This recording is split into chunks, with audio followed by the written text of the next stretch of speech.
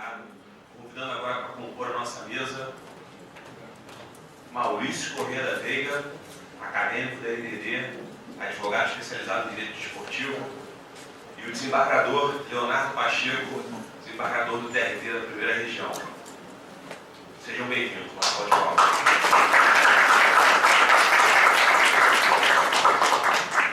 Passo a palavra para o nosso debatedor, doutor Leonardo Pacheco. Deixa ele sentar aí. Vamos lá. Corram com o tempo.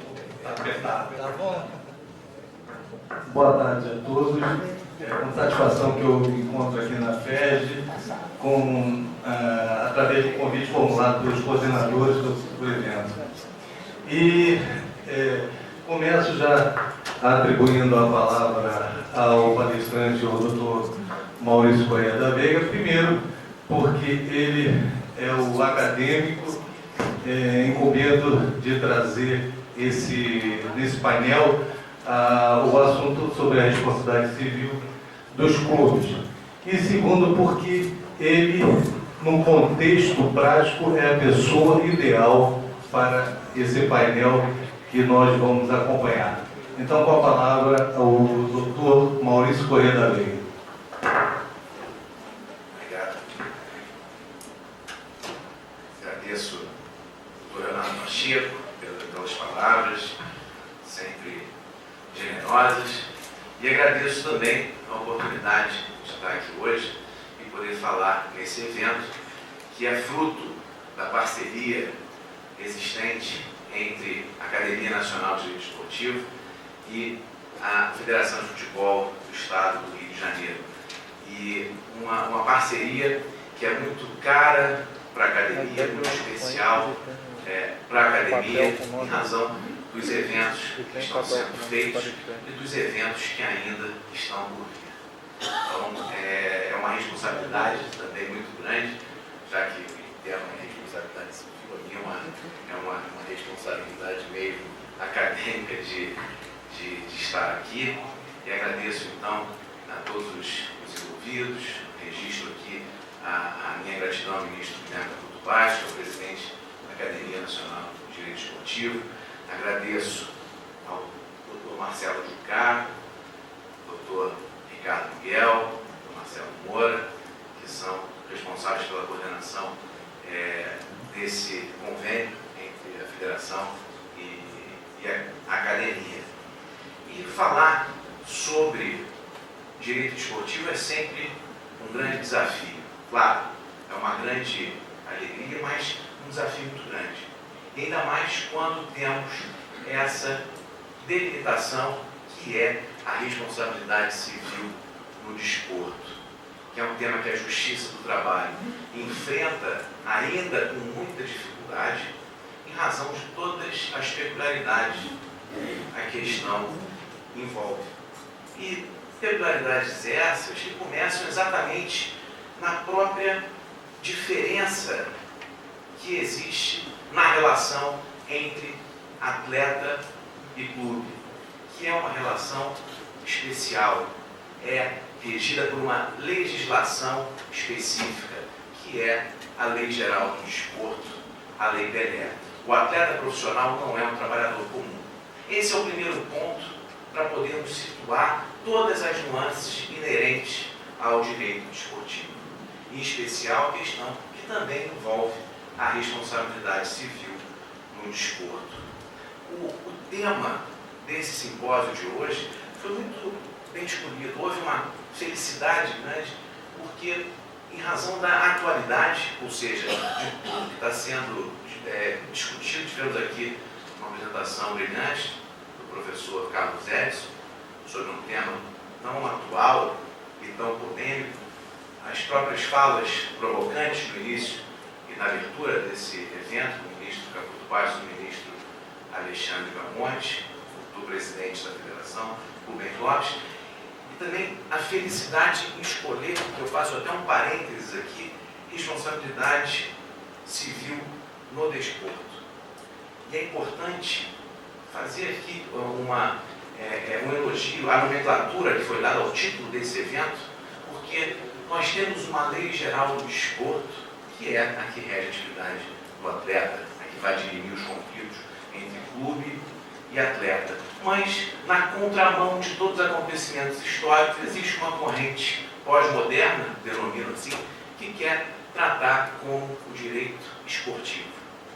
Mas não, estamos falando do desporto mesmo, exatamente na sua essência acadêmica. Então nós temos uma lei geral do desporto. Não adianta querer apagar a história, não adianta vir com pós-modernismo, porque essa é uma realidade, essa é uma herança que nós temos que nos conformar com ela. Agora, o que deve ser feito é exatamente uma evolução desse estudo, exatamente sem esquecer essas peculiaridades que envolvem todo o direito desportivo, com as suas origens, com a nossa origem lusitana, que não tem como ser apagada. Então, dentro de toda essa questão, nós temos esse desafio de conciliar essas atividades exercidas pelo atleta profissional. Quando estamos diante da relação entre clube empregador e atleta empregado, o primeiro diploma que vai socorrer tanto o especialista, o aplicador do próprio direito como o julgador, é a Lei Geral do Desporto. Naquilo em que houver omissão da Lei Geral do Desporto, aí sim vamos nos socorrer da CLT, da legislação previdenciária, que tem muito a ver com esse tema. E dentro dessa perspectiva, talvez aí uma semelhança, mas também com características especiais, é que o desgaste físico é um limitador da vida profissional do trabalhador. Isso para todo trabalhador, evidentemente. Agora, o atleta profissional, em razão, exatamente por se tratar de futebol, que é o nosso tema de hoje, de um desporto de alto rendimento, ele por si só, ele já gera esse limitador em razão desse desgaste específico. Ninguém consegue trabalhar submetido a agentes perigosos e insalubres durante toda a vida adulta. O próprio artigo 7º, inciso 22 da Constituição, prega e diz que os agentes nocivos, perigosos, insalubres, eles devem ser exterminados, ou seja, o empregador deve ter essa preocupação. Inclusive, nós temos até uma alteração na jurisprudência própria do nosso período do trabalho, que é a insalubridade pelo calor excessivo. Claro, um calor excessivo quando tem abafamento, não é aquele caso de você estar trabalhando a céu aberto, pura e simplesmente. Mas é claro que, por exemplo, um jogo de futebol que acontece às 11 da manhã, no verão brasileiro, ele também agrava todo esse desgaste. Não estou dizendo aqui que seja para extinguir o jogo nesse horário, mas sim se adotem meios para se compatibilizar essa questão tão delicada que é o calendário com todas essas estações do ano tão definidas e indefinidas que temos aqui no Brasil, mas evidentemente que se trata de um desgaste ainda maior numa profissão que ela já tem todas essas características de desgaste em razão da própria hipercompetitividade do desporto de alto rendimento. Portanto, a carreira do atleta, ou seja, o atleta profissional, aquele trabalhador que usa o seu ofício para ser um atleta profissional, ele tem uma carreira breve, tem uma carreira curta. Essa é a regra. Claro que existem algumas exceções, mas a regra é o jogador ali, a partir dos 30 anos, já ir caminhando para uma aposentadoria. E isso faz com que seja necessária se pensar numa estrutura para que você aproveite aquela pessoa que ainda está no início de uma vida profissional, como qualquer outro trabalhador comum, mas para aquela atividade específica já está se encaminhando para o seu fim. E exatamente sobre esses pontos que eu gostaria de tratar hoje, claro, de forma breve, até pelo tempo que nós temos aqui, mas são esses os pontos principais. Portanto, essa hipercompetitividade pode acarretar a desvalorização do atleta que sofreu lesões, contusões e até mesmo acidentes de trabalho. Nós vamos ver que o atleta profissional é um segurado da Previdência Social e ele sofre, sim, pode sofrer acidente de trabalho. É fundamental que há essa necessidade da adoção de mecanismos de proteção suplementar ao atleta, ou seja, proteção suplementar em que sentido? Que seja pensada, sim, uma previdência social especial para os atletas. E é exatamente nesse sentido que nós temos em tramitação atualmente a proposta de emenda constitucional número 366 de 2013, de autoria do deputado João Lira, de Pernambuco, que prevê a inclusão dos parágrafos 14 e 15 no artigo 201 da Constituição Federal. Ainda não é o modelo ideal porque esse parágrafo 14 ele prevê a criação de um sistema especial e diferido de previdência social para o atleta, que é o ideal, mas remete para a lei ordinária a criação, né, e a própria regulamentação desse sistema de previdência social, que é a necessidade de um sistema suplementar específico. E eu diria que, quanto a isso, não há dúvida, exatamente por se tratar de uma atividade tão especial que necessita de uma lei específica em razão de todas essas peculiaridades. Outro ponto, mecanismo de proteção suplementar, nós temos o próprio seguro da Lei Pelé. O seguro que tem origem na Lei 9.981 de 2000, sendo que a atual redação do artigo 45 é da Lei 12.395 de 2011. Uma das principais características foi a ampliação da cobertura para seguro de vida, quando antes você só tinha a caracterização do acidente de trabalho mesmo. Portanto, nós temos na legislação esportiva essa previsão do seguro especial para o atleta profissional. Vamos falar então sobre essa questão da legislação previdenciária aplicável nessa relação entre clube, empregador e atleta empregado. A Lei Pelé diz textualmente que o atleta é um segurado obrigatório da Previdência Social. O decreto regulamentador da Lei Pelé, o decreto 7.984 de 2013, ele introduziu a figura do atleta autônomo. E no artigo 47 diz que o atleta autônomo é aquele atleta maior de 16 anos, sem relação de emprego com a entidade de prática esportiva e que se dedica à prática do desporto de modalidade individual, com objetivo econômico e por meio de natureza civil. Ele, então, é um contribuinte individual do regime geral da Previdência. E sabemos que os beneficiários do regime geral da Previdência Social são as pessoas naturais que fazem jus ao recebimento de prestações previdenciárias, no caso de serem atingidas por algum dos infortúnios previstos em lei. Portanto, o que nós temos hoje, então, é a Lei Pelé e o seu decreto regulamentador tratando desses assuntos. A legislação previdenciária é aplicada ao atleta profissional que gozará dos benefícios nela previstos, como, por exemplo, o auxílio-doença e o auxílio-acidente. Mas, evidentemente, que essa é uma questão que passou por um período de maturação, um período de evolução muito grande, como a própria atividade do atleta profissional. À medida em que, antes da década de 1930, sequer se cogitava em se considerar o atleta como o empregado, ou seja, a profissão de atleta sequer era reconhecida. E aí, Hector, o Barba relata, ele apontava algumas características para esse óbice. Primeiro, que você tinha uma participação popular muito grande. A prática do futebol seria algo mais lúdico do que efetivamente um ofício. Claro, então, passamos por um processo de amadurecimento, mas eu achei interessante essa doutrina do José Cretela Júnior para justamente contextualizar toda essa evolução.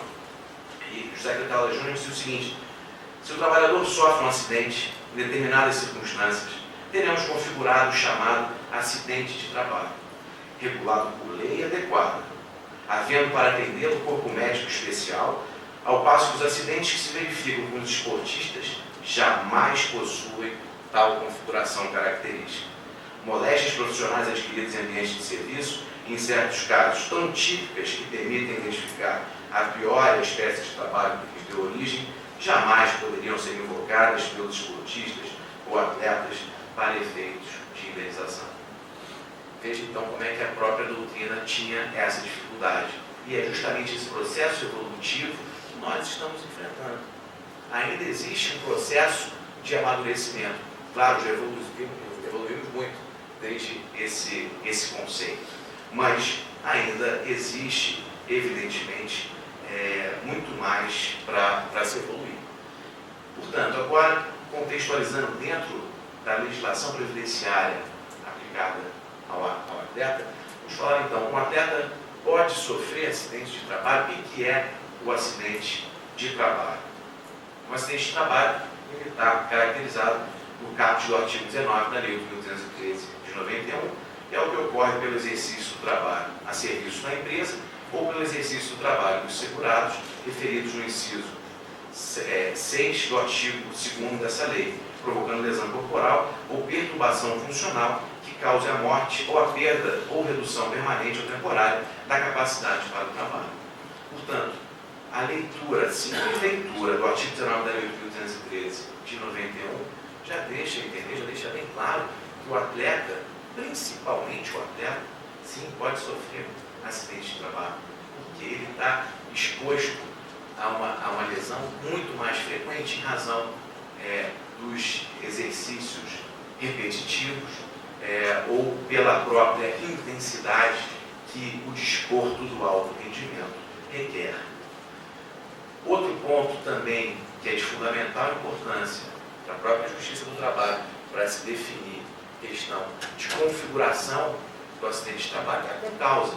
E a concausa está definida no inciso 1º do artigo 21 da Lei 8.213 de 91. A lei relaciona o acidente ligado ao trabalho, que embora não tenha sido a causa única, haja concorrido diretamente para a redução ou perda da capacidade para o trabalho do segurado. Poderá ser pré-existente, simultâneo ou superveniente, desde que o fato tenha ocorrido como condição fundamental para o acidente do trabalho. E também, nesse caso, tem aplicação para a questão do atleta. Então, vimos aqui o acidente de trabalho, vimos a concausa. Qual seria a decorrência disso, em termos jurídicos? A própria questão da estabilidade. E aí partimos para uma outra dúvida. O atleta profissional goza da estabilidade do artigo 118 da Lei 8.213 de 91? O que é essa estabilidade? A própria lei diz que o segurado que sofreu acidente de trabalho tem garantia pelo prazo mínimo de 12 meses na manutenção do seu contrato de trabalho na empresa após a cessação do auxílio doença acidentária, independentemente da percepção do auxílio acidente. Uma discussão que se travou muito na doutrina e na jurisprudência durante alguns anos é essa especificidade do contrato de trabalho do atleta que diz respeito ao prazo do contrato de trabalho. O artigo 30 da Lei Pelé determina e obriga que o contrato de trabalho do atleta profissional seja por tempo determinado, ou seja, no mínimo de 3 meses, máximo de 5 anos. Tal fato, por si só, é suficiente para afastar o direito à estabilidade? A Justiça do Trabalho teve essa dúvida, mas que foi dirimida pela súmula 378 do TST, no seu item 3, que após a introdução desse item 3, diz que o empregado submetido ao contrato de trabalho por tempo determinado goza da garantia provisória de emprego decorrente de acidente de trabalho prevista no artigo 118 da Lei 8.213 de 1991. Portanto, o fato de haver um contrato determinado, por si só, não é óbice para o deferimento, o reconhecimento da estabilidade provisória. Então, essa questão do prazo determinado, por si só, não é um óbice. Mas é importante destacar que, em razão dessa determinação do artigo 30 da Lei 9.615 de 98, que é a Lei Geral do Desporto, a Lei Pelé, o termo de duração do contrato tem esse período, mínimo de 3 meses, máximo de 5 anos. Logo, havendo um prazo determinado do contrato de trabalho, a estabilidade assegurada na legislação previdenciária não poderia superar o limite estabelecido na lei desportiva, sob pena de se alterar a própria substância do artigo 30, que é esse prazo.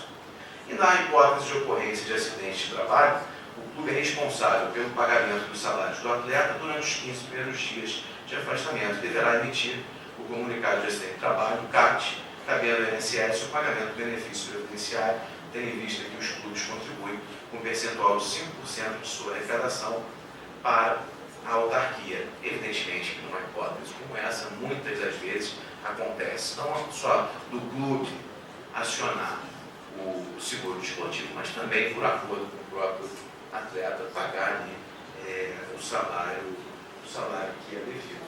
Mas o fato concreto é que o atleta está submetido a um desgaste excessivo que, em razão dessa hipercompetitividade, provoca necessariamente lesões. E as mais frequentes lesões são dos tendões, lesões ósseas, musculares e a concussão. Falando rapidamente aqui, que não seria o caso de aprofundar nessa questão, até fazendo um parênteses, uma vez que fui falar sobre essas lesões de forma mais aprofundada, até eu corri o risco de ser preso ali por contrafação, porque acharam que eu era médico. A ideia não era essa, era só demonstrar mesmo, foi lá em Campinas até, a ideia era só demonstrar que o atleta está submetido a todas essas lesões em razão dessa frequência de exposição a esse esporte de alto rendimento. Não, a lesão dos tendões, na maioria das vezes, acontece por trauma indireto e que se inicia por um processo inflamatório, ruptura do tendão de Aquiles, por exemplo. Lesões ósseas, pode ser fratura cominutiva, quando apresenta 3 ou mais fragmentos ósseos. E aqui, temos um exemplo aqui do Dr. Renato, que infelizmente foi vítima de. É um esportista nato, que sofreu lesões no final de semana, fratura exposta com a musculação pele, fratura intraarticular, com a superfície articular, a ovular junta, fratura por estresse causada por uma sobrecarga contínua em um osso normal. As lesões musculares, que aí são muito frequentes, claro, nos atletas de alto rendimento, mas em todas as modalidades, principalmente com maratona, enfim, pubalgia, cãibra, contratura muscular, estiramento muscular. Em relação ao atleta profissional, essas lesões, com o passar do tempo, elas costumam se agravar ainda mais. E essa é uma característica que quando a gente menciona, por exemplo, o caso do Batatais, que foi quando houve aquela dúvida da Justiça do Trabalho aqui do Rio de Janeiro, dizer, ele tem estabilidade ou não tem? Aplica o artigo 479 da CLT ou não? E o argumento que o Supremo Tribunal Federal utilizou para afastar o direito do Batatais de ser integrado no emprego é exatamente o fato de que quanto mais velho ele ia se tornando, ele não se tornava mais experiente, mas ele se tornava mais exposto a lesões. E que para o clube, isso então seria obrigar o clube a ter um jogador que já seria emprestado. A concussão, que é um distúrbio das funções do cérebro devido a um trauma direto ou indireto na cabeça, gerando alterações da função cognitiva, como perda da memória e do raciocínio, dor de cabeça, alteração da visão e distúrbios do sono. E dentro da concussão tem uma patologia que é muito interessante em razão da frequência com que vem sendo diagnosticada em jogadores de futebol, que é a encefalopatia traumática crônica, que ela surge da decorrência de traumas repetitivos no crânio. E o que é interessante? É muito comum você diagnosticar essa patologia em atletas, lutadores de boxe, de MMA, exatamente em relação do impacto, a força do impacto na cabeça, no cérebro. E em relação aos jogadores de futebol, teve um trabalho razoavelmente recente e que se observou que 20% dos atletas desenvolveram quadros de lesões cerebral, lentidão de movimentos, raciocínio e fala. Em alguns casos ocorre até perda da memória recente e perda do balanceamento do andar e dos movimentos associados. Então, se chegou à conclusão de que não é necessário uma repetição de impactos, ou seja, um impacto muito forte, mas impactos mais leves, de forma continuada, também podem gerar a encefalopatia traumática crônica. E aí nós temos no estágio inicial, você tem um problema motor, que acomete aproximadamente 57% dos pacientes, alteração da expressão, tremores e descontrole de uma mão dominante. O cognitivo, atenção diminuída para tarefas complexas, e o quadro, alteração do quadro psiquiátrico, euforia, agressão fácil, irritabilidade, indivíduo muito falante e desconfiança excessiva.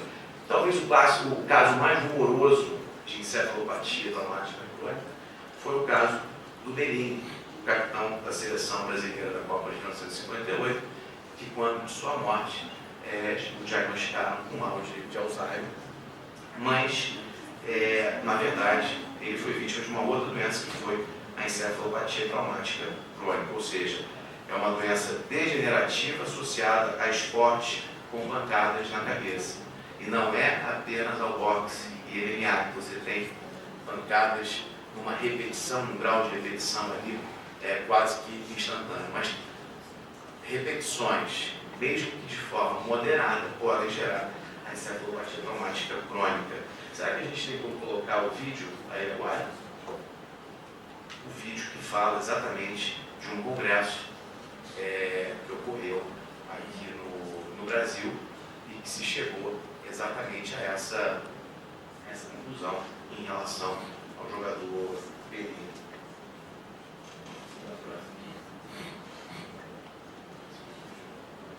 O Congresso Médico realizado no Rio apresentou o resultado do estudo do cérebro de um herói do futebol brasileiro contra 6 meses e apontou a causa real da morte. Durante anos, foi diagnosticado com mal de Alzheimer, mas o capitão da seleção campeã em 1958 morreu vítima de uma outra doença, a encefalopatia traumática crônica. A ETC é uma doença degenerativa, geralmente associada a esportes em que atletas são expostos com frequência a pancadas na cabeça, como o boxe e o futebol americano. As formas de como prevenir a doença ainda estão em debate, e o caso de Bellini abriu um caminho para que o futebol também entre nessa discussão. Aparentemente, a cabeçada é um lance inofensivo, mas o impacto da bola e o movimento brusco do pescoço podem trazer problemas. O cérebro se choca com força com as paredes cranianas, afetando principalmente as áreas do lobo temporal e o córtex pré-frontal, podendo levar, nos casos mais graves, à perda dos movimentos e da memória. Qualquer coisa que leve a trauma na cabeça pode levar a esse tipo de doença, e sem dúvida os jogadores de futebol estão expostos a isso. Em 2012, nos Estados Unidos, Patrick Brandt, que morreu aos 29 anos, foi o primeiro caso de ETC no futebol. A diferença é que a doença em Bellini só se manifestou muito tempo depois do fim da carreira. Precisamos examinar mais pessoas para concluirmos se isso é frequente, será ou não. Então essa matéria, essa reportagem ilustra bem exatamente esse tema que nós falamos aqui, daí porque é fundamental que, além de todas as questões relacionadas à previdência e ao próprio seguro, haja também a adoção de meios que reduzam todo esse impacto e essa violência. O seguro desportivo, nós temos aqui uma definição do professor Álvaro Melo Filho. Ele tem essa finalidade de cobrir os atletas profissionais, notadamente os de alto rendimento, contra o risco do óbito, e essa incapacidade desportiva. E nos parágrafos 1º e 2º, você tem ali o que vai ser a cobertura, a necessidade do próprio seguro, que durante muito tempo houve uma crítica grande nos clubes, porque exatamente por se tratar de um produto inacessível no mercado. O seguro com essa cobertura, com essas características exigidas pela lei, você não encontrava no mercado. Hoje, isso já está sendo resolvido e, evidentemente, que a própria Justiça do Trabalho não tem sido até extremamente rigorosa com essa exigência de toda a cobertura, mas tanto que você contrate ali um seguro. Mas, evidentemente, que algo precisa ser tratado ali com muita atenção, até mesmo porque é algo de vital importância, né, que diz respeito à própria vida do atleta profissional. Falamos, então, sobre a legislação previdenciária aplicada ao atleta, e vamos falar um pouquinho sobre a responsabilidade civil do clube empregador.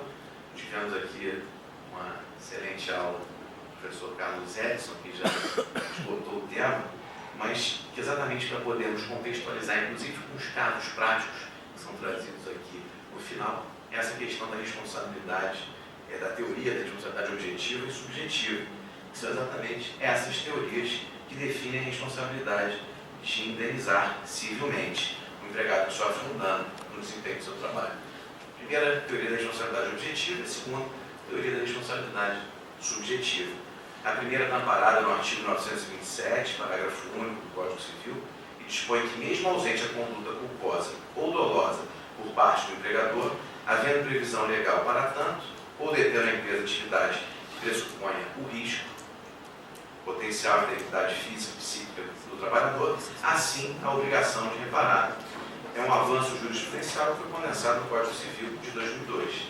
Já a teoria da responsabilidade subjetiva defende que, para que surja a obrigação de indenizar, é imprescindível a presença do trinômio consubstanciado no dano, no nexo de causalidade entre essa atividade laboral desenvolvida pelo empregado e ainda a existência da conduta ilícita, dolosa ou culposa. E quando o professor Carlos Edson falou da teoria da assunção do risco, me lembrei de um caso extremamente interessante. A teoria da assunção do risco, ela tem a sua origem no direito francês e uma influência muito grande do common law. E teve um caso nos Estados Unidos que foi julgado pelo juiz Cardoso, da Suprema Corte Americana, que dizia respeito a uma pessoa que foi num parque de diversões e se atreveu a brincar num brinquedo, foi testar um brinquedo chamado flopper. Flopper, você entrava numa espécie de canhão e era arremessado numa altura ali considerável e caía numa cama elástica, né? E essa pessoa, então, teve fratura do ombro, enfim, teve uma série de fraturas e pediu indenização do parque de diversões exatamente consubstanciado, fundamentando seu pedido na teoria da assunção do risco. Ou seja, se aquele parque de diversões tinha aquele brinquedo, ele sabia do risco que poderia causar às pessoas. E a decisão do juiz Cardoso da Suprema Corte foi aplicando a teoria da assunção do risco, mas no sentido contrário. Olha, não há aqui nenhum elemento que comprove que aquele brinquedo tinha algum tipo de problema. Então, quando a pessoa vai e se predispõe a entrar naquele brinquedo, a teoria da assunção do risco é para ela. Ou seja, ela está assumindo aquele risco de todas as suas consequências. E aí, claro, nós temos aqui a nuance da própria atividade do atleta de futebol. Então, diante de todos os elementos trazidos, nota-se que a atividade do atleta profissional é de risco. Então, quero fazer até uma separação, uma divisão, é de risco, mas sem entrar aqui agora no mérito, em relação à responsabilidade que esse risco gera. Ou seja, é uma responsabilidade, esse risco gera automaticamente a responsabilidade objetiva, ou seja, não precisa daquele trinômio para indenizar. Vamos ver aqui algumas situações, mas que é uma atividade de risco. Eu acho que todos esses elementos aqui não tem como se afastar. A responsabilidade que vai ser atribuída, aí é uma outra questão e que precisa, sem dúvida, de uma análise mais profunda. Mas a própria frequência com que esse atleta está submetido a essas possibilidades de lesões de todos os níveis, de todas as características, sim, seria uma atividade de risco. Mas também, como é de risco, a atividade do piloto de Fórmula 1, por exemplo. Mas quando ele assina o contrato, ele sabe que dirigir a 350 km por hora vai ter um risco potencial grande. Né? E claro, todo ser humano está sujeito a lesões, diferentes graus de sequelas, ocasionados pelo simples fato de estar vivo. E vale aqui lembrar o dizer de Guimarães Rosa, em Grande Sertão Veredas: viver é muito perigoso, mas, claro, que viver sujeito a determinado risco é ainda muito mais perigoso. Diante dessas considerações aqui teóricas, eu destaquei alguns casos que a jurisprudência trabalhista já teve a oportunidade de tratar ali, trazendo todos esses conceitos teóricos e aplicando na prática. Esse caso do Ceará foi muito divulgado até no início do ano de 2014. O clube foi condenado a indenizar um zagueiro que foi demitido após lesão ocorrida durante o treinamento, tendo sido comprovado via perícia a existência de sequelas definitivas que impediam o retorno do atleta aos gramados e, dessa forma, a ruptura do ligamento cruzado inferior do joelho direito, e foi considerado como um acidente de trabalho passível de reparação indenizatória. Então, esses casos em que a lesão está aqui comprovada e havendo aqui meios de você ver o grau de culpa do clube, já existe até o menos difícil de você fazer esse enquadramento. Esse outro caso do clube Atlético Clube Paranavaí, processo da ET da nona região, a premissa consignada é de que restou controversa a ocorrência do infortúnio laboral, quando o reclamante, no desempenho de suas atribuições, teve o ombro deslocado durante treino de futebol profissional. E, além disso, o laudo pericial apontava a ocorrência de acidente de trabalho, um trauma que causou luxação à articulação do ombro, bem como a perda de capacidade laborativa, principalmente em razão do atleta jogar como goleiro. A magistrada considerou que a atividade desempenhada pelo trabalhador era de risco, tendo em vista a constante exposição a acidentes durante os treinos e as partidas de futebol. E aqui está interessante porque ela fundamenta a sua decisão com a própria Lei Pelé, que diz que é obrigatória a contratação de seguro. Então, se não fosse obrigatória a contratação de seguro, não haveria nem necessidade de se considerar uma atividade de risco. E, o último é o caso do Joinville, que é uma cidade não aprazível, que eu não botei nem o escudo do clube, botei ali algo para fixar bem a colonização alemã lá da cidade, e que foi o leading case que o Tribunal Superior do Trabalho apreciou na primeira turma, e nesse caso aqui, expressamente, se decidiu pela responsabilidade objetiva do clube. E por essa razão foi dado provimento do recurso do atleta para se definir a indenização de danos morais no valor de R$100 mil. Agora, nesse caso aqui tem uma questão interessante, porque além do pedido de indenização por dano moral, havia um pedido de indenização pela não contratação do seguro profissional. E esse pedido foi rejeitado pelo TST. E é até interessante porque o argumento, olha, a lei determina a obrigação é a contratação do seguro. E a tese do atleta de que o seguro não foi suficiente para cobrir toda a lesão dele. E aí, em relação ao seguro, a decisão da primeira turma do TST é no sentido de que o clube se desincumbiu da sua obrigação, contratou o seguro. Qualquer relação ali, porventura, existente qualquer pedido para o cumprimento do pagamento do sinistro, você deveria ser dirimido através de uma questão securitária, e que ali o juiz do trabalho não era sequer competente para isso. Mas em relação ao dever de indenizar, aí sim foi aplicada a teoria da responsabilidade objetiva, e também para esses fundamentos. Olha, é uma atividade de risco, porque a lei, inclusive, determina a contratação desse seguro. Então, esse fundamento já seria suficiente. Agora, também é interessante porque, diante dos elementos trazidos no acordo regional e que foram enfrentados pela própria turma, que poderiam mesmo ser enfrentados sem que se configurasse envolvimento de fatos próprios, a partir do momento em que o acordo regional traz todos os elementos fáticos, ou seja, o que aconteceu efetivamente, o TST pode dar um novo enquadramento jurídico.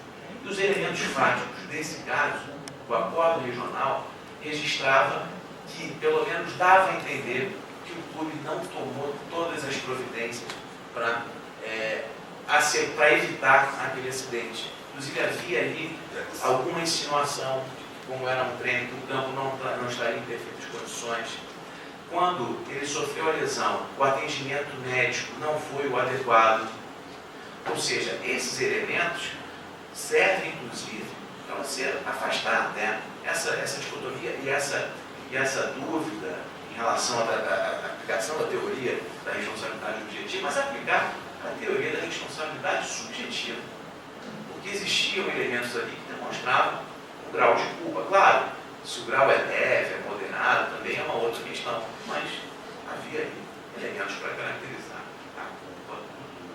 Mas o que restou decidido foi exatamente nesse sentido.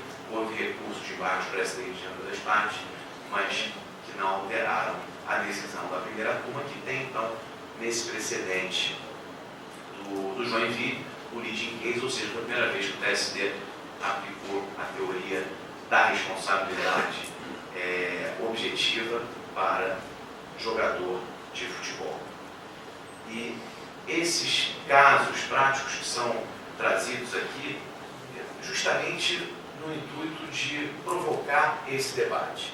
Essa é uma matéria que já é extremamente polêmica, né, da própria responsabilidade civil, e quando você transfere isso para o campo desportivo, a polêmica ela aumenta ainda mais, porque qualquer matéria trazida no direito desportivo você tem esse componente que é sempre emocional, com participação do público e de torcida, que tem esse condão de dar essa outra dimensão, essa magnitude para esses casos e que precisam ser, sem dúvida nenhuma, aprimorados, olhados com muita atenção. A própria evolução doutrinária, né, ou seja, há menos de 4 décadas atrás, se havia ali uma doutrina respeitabilíssima, dizendo que atleta não poderia sofrer acidente de trabalho.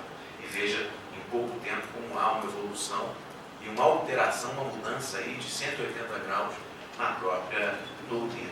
Então nós estamos passando, nós estamos atravessando esse momento de mudança, e um momento de mudança também que vem junto com a reforma trabalhista, que vai interferir, sim, nessa relação entre atleta e clube, empregador, e vai interferir primeiro, porque você, com a reforma trabalhista, você ganha um reforço no argumento de que a relação entre clube e atleta, ela é não especial, mas especialíssima, que precisa de um diploma próprio,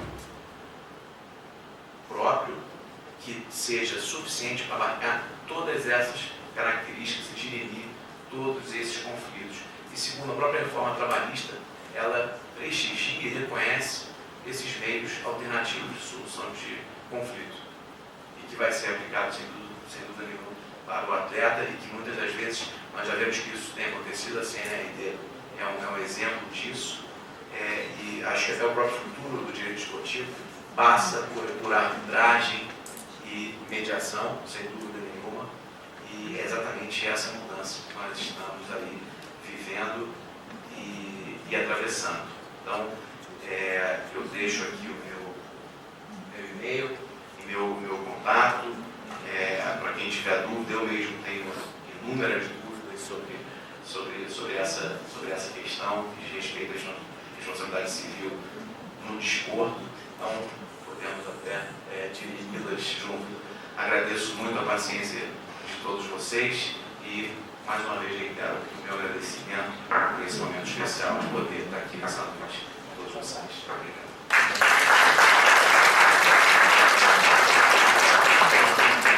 Eu me reservo a não fazer nenhuma pergunta ao Dr. Marius, até porque ele foi bastante abrangente na